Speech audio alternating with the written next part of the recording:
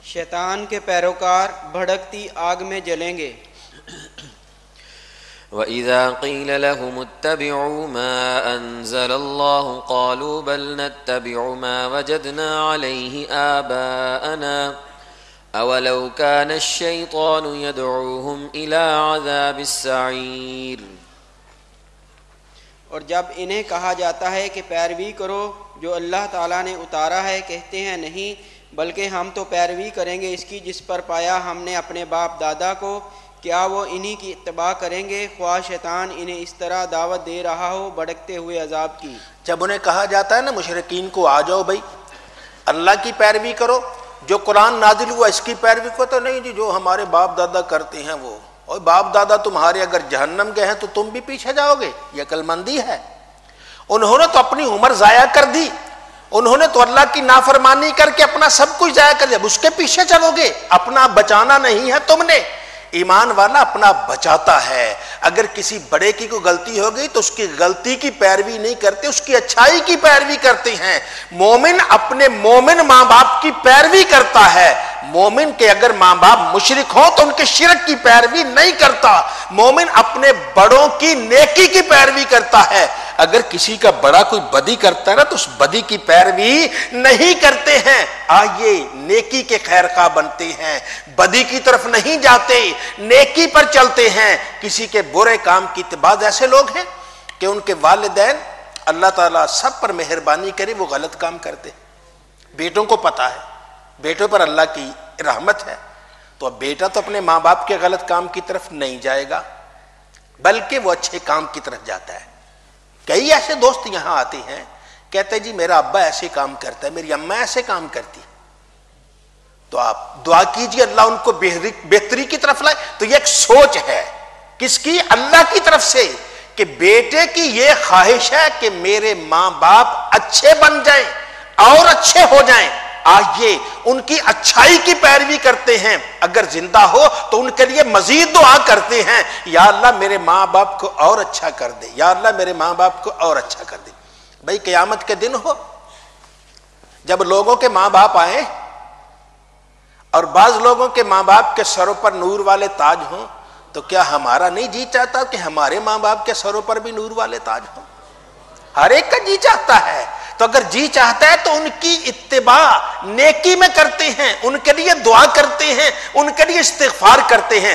اگر خدا نہ خواستہ کہ ان سے غلط کام ہو گیا تو ان کے غلط کام کی پیروی نہیں کرتے بلکہ ان کے غلط کام کا استغفار کرتے ہیں، بخشش کی دعا مانگتے ہیں، اللہ ذوالجلال سے مانگتے ہیں۔ تو آئیے اللہ ذوالجلال کی بارگاہ میں التجائیں کرتے ہیں، اللہ کی بارگاہ میں درخواست کرتے ہیں، اے اللہ ہم پر بھی کرم کر دے، ہمارے ماں باپ پر بھی کرم کر دے، ربنا اغفر لی ولوالدیا، اے اللہ میری مغفرت بھی کر دے، میرے ماں باپ کی مغفرت بھی کر دے۔ ماں باپ کے اعلیٰ درجات کی دعا مانگتے ہیں، اور جو ماں باپ کی اعلیٰ درجات کی دعا مانگتا ہے رب اس پر مہربانی فرماتا ہے۔ ایک سے پوچھا گیا جناب میرا رزق تنگ ہے، تو اللہ والا کہتا ہے اپنے ماں باپ کے لیے دعا مانگا کرو، رب تیرا رزق کشادہ کر دے گا۔ اپنے ماں باپ کی، کسی اور کے لیے، اپنے ماں باپ کے لیے دعا مانگنی ہے تو اپنے ماں باپ کی دعا مانگنے کے لیے جھولی اللہ بھر دیتا ہے۔ اللہ تعالی ہم سب کو اپنے ماں باپ سے محبت کی توفیق عطا فرمائے اور ان کے لیے اچھے کاموں کی توفیق عطا فرمائے، ان کے لیے اچھے معاملات کی دعا کرنے کی سعادت عطا فرمائے۔ چلیں جی۔ شیطان رحمان جل جلالہ کا نافرمان ہے، شیطان کے دوست کو اللہ کا عذاب ہوگا۔ یا ابت لا تعبد الشیطان ان الشیطان کان للرحمن عصیا یا ابت انی اخاف ان یمسک عذاب من الرحمن فتکون للشیطان ولیا۔ اے باپ شیطان کی پوجا نہ کیا کر، بے شک شیطان تو رحمان کا نافرمان ہے۔ اے باپ میں ڈرتا ہوں کہ کہیں تجھے پہنچے عذاب خدائے رحمان کی طرف سے تو تو بن جائے شیطان کا ساتھی۔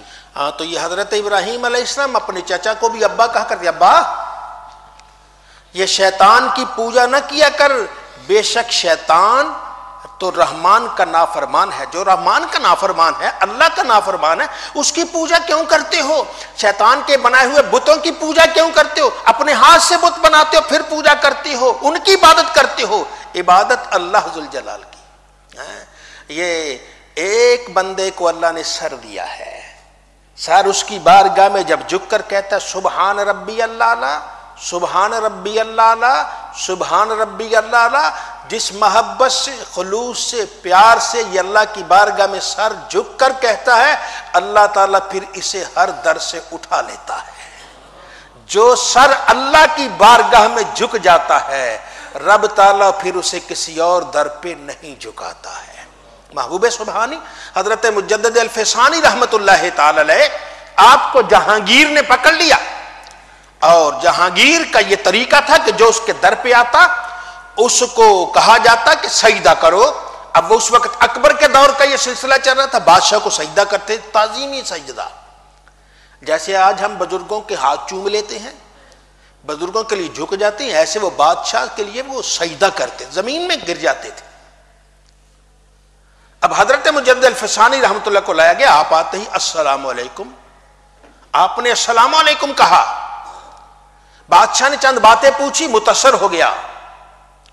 اب جو حاسدین تھے انہوں نے دیکھا معاملہ الٹ ہو گیا ہے، ہم تو بلایا تھا کسی اور کام کے لیے، بادشاہ تو متاثر ہو گیا ان کی باتوں سے. کسی نے کہا بادشاہ اس نے سجدہ نہیں کیا. اب بڑے دربار میں کسی نے کہہ دیا بادشاہ، اب بادشاہ کو بھی ذرا اکڑ آ گئی، ہاں بھائی سجدہ کیوں نہیں کیا؟ میں سجدہ اللہ کے علاوہ کسی اور کے لیے نہیں ہے، سجدہ تو خدائے بزرگ و برتر کے لیے ہے. اتنا کہا تو پھر وہ قائل ہونے لگا. تو کسی نے کہا جی یہ دیکھو جی یہ تو معاملہ سلطنت کا ہے، اگر یہ سجدہ نہیں کرے گا تو سب کا معاملہ گڑبڑ ہو جائے گا. بادشاہ نے دیکھا کہ اب یہ لوگ خراب کر رہے ہیں. سامنے کھڑکی تھی، کھڑکی ذرا چھوٹی تھی. بادشاہ نے کہا اس کو یہاں سے لاؤ، اس کھڑکی سے گزارو. تک کھڑکی سے گزرے گا سر نیچے ہو جائے گا، میں کہوں گا بس سجدہ ہو گیا، معاملہ یہیں ٹال دوں گا. لیکن اس وقت محبوب سبحانی اللہ تعالیٰ کی رحمت سے کسی اور معاملے میں تھے. وہ اسلام کو اجاگر کر، جب وہ داخل ہوں گے تو آپ نے پہلے اس کھڑکی سے اپنے پاؤں اندر داخل کر لیے. اب بادشاہ کو غصہ آ گیا، کہتا پکڑ لو اسے، جیل میں دے دو، گوالیار کے قلعہ میں اسے بند کر دو. وہ ان کی سب سے سخت جگہ تھی جہاں ان کو اذیتیں دیتے ہیں. جیسے آج کل وہ جیلیں بنی ہیں باہر، دوسرے کیوبا میں بنی ہیں، دوسرے یہ غیر ملکی ایسے کرتے. گوالیار کے قلعہ میں اسے بند کر دو. اب گوالیار کے قلعہ بند کر دیا، 2 سال آپ کو وہاں رکھا گیا. اب وہاں بھی عجب معاملہ ہے. یہ بھی ایک دیکھیے کہ نماز تو ہم جہاں چاہیں پڑھ سکتے ہیں، نماز کے لیے ہمیں حکم ہے نماز پڑھے، 5 نمازیں جہاں چاہیں. مسجد میں اگر جاتے دقت ہے، کوئی نہیں جانے دیتا، کوئی ایسا معاملہ ہے تو کمرے میں پڑھ لیں. اگر 2-4 آدمی ایک امام بن جائے، پیچھے مقتدی بن جائے. لیکن جمعہ ایسے نہیں ہوتا، جمعہ جامعہ مسجد میں ہوتا ہے. جمعہ کے لیے ایک ہے اذن عام، کہ جمعہ ایسی جگہ ہونا چاہیے کہ ہر آدمی کو وہاں جانے کی اجازت ہو، کہ جو آدمی جمعہ پڑھنا چاہتا ہے پڑھ لے. اب جیل میں تو ہر آدمی کو جانے کی اجازت ہے، جیل میں جمعہ نہیں ہوتا. اب وہ بیان کرتے ہیں کہ حضرت مجدد الفسانی رحمۃ اللہ جب جمعے کا وقت آتا، بسم اللہ شریف کر کے قدم اٹھاتے، دیواروں سے ہو کر جامع مسجد میں چلے جاتے، جمعہ پڑھتے، جمعہ پڑھ کے پھر ایسے جیل میں آ جاتے. لو بھائی یہ جیل ہے ان کی. ایسے گئے، دیوار سے گئے اور گگار سے جمعہ جا کے پڑھا، جمعہ جا کے پڑھ کے واپس آ گئے. یہ بعض چیزیں ہیں ہماری عقل سے ورا ہوتی ہیں، ہم ان کا انکار کر دیتے ہیں. ہمارا دین عقل پہ نہیں، ہمارا دین زبان محمد مصطفیٰ پر ہے، نبی کریم صلی اللہ علیہ وسلم کی زبان پر ہے.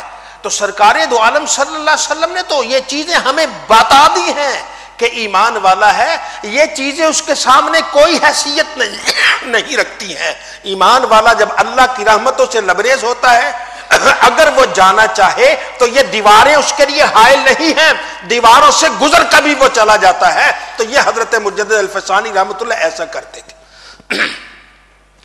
یہ اس امرتسر میں، جلندھر میں کہیں کوئی مناظرہ ہو رہا تھا. اب مناظرہ ہوتے ہی وہ مسلمان اور غیر مسلم کے درمیان تھا معراج کے سلسلے میں. تو معراج کے سلسلے میں اس وقت جو اس کا نظریہ تھا تو اس کے مطابق وہ کہہ رہا تھا جی یہ آسمان ٹھوس چیز ہے. جو غیر مسلم کہہ رہا تھا یہ ٹھوس چیز سے ایسے نہیں گزر سکتی. یہ بھی ٹھوس ہے، یہ بھی ٹھوس ہے، یہ ٹھوس ایسے ٹھوس سے نہیں گزر، یا یہ ٹوٹے گی یا یہ ٹوٹے گی تب گزرے گی. ٹھوس اپنے ٹھوس کے اندر سے نہیں گزرتی. اب وہ قرآن پاک پڑھے، حدیث پاک پڑھے، مولانا صاحب وہ کہتا سارا پڑھ لو جی، میں قرآن والے کو نہیں مانتا، حدیث والے کو نہیں مانتا، میرے سامنے کیا. وہ ایسا غیر مسلم کہہ رہا تھا. ہندو غیر مسلم ایک طرف تھے، مسلمان دوسری طرف ایک طرف تھے. تو ایک بزرگ تھے، وہ ان کا نام شاید فضل دین تھا، تو ان پر جذب کی کیفیت آ رہی تھی، مجذوب تھے. تو ان کو فضل دین تھا تو نام لوگ پھلا پھلا، جیسے نام بگاڑ کے نا لوگ ان کو سائیں پھلا ایسے کہتے تھے. اب وہ وہیں کہیں سے گزرے، گزرتے ہی انہوں نے پوچھا یہ کیا ہو رہا ہے؟ لوگ کہنے لگے جی سائیں جی تسی اپنا کام کرو، تو انہوں کی پتا کی ہو رہا. اور یار پھر بھی دس، کسی نے نہیں بتایا آگے یار یہ کیا سائیں جی یہ تو مناظرہ ہو رہا. وہ کی ہوں، ایک طرف مسلمان ہیں ایک طرف غیر مسلم ہیں.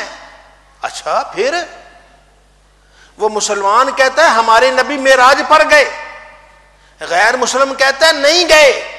کیوں؟ اس لیے کہ ٹھوس چیز سے، آسمان ٹھوس ہے، ٹھوس سے نہیں گزر سکتی، یا یہ ٹوٹ کے جائے گی یا یہ ٹوٹ کے جائے گی. پھر اب ان کے دل سے آواز آئی او سائیں کب تک اپنے آپ کو چھپاتے رہو گے؟ اب نبی کی عزت کا مسئلہ ہے، ذرا میدان میں آ جاؤ. اب وہ سائیں صاحب اٹھے، اٹھ کے وہ اسٹیج پر چلے گئے.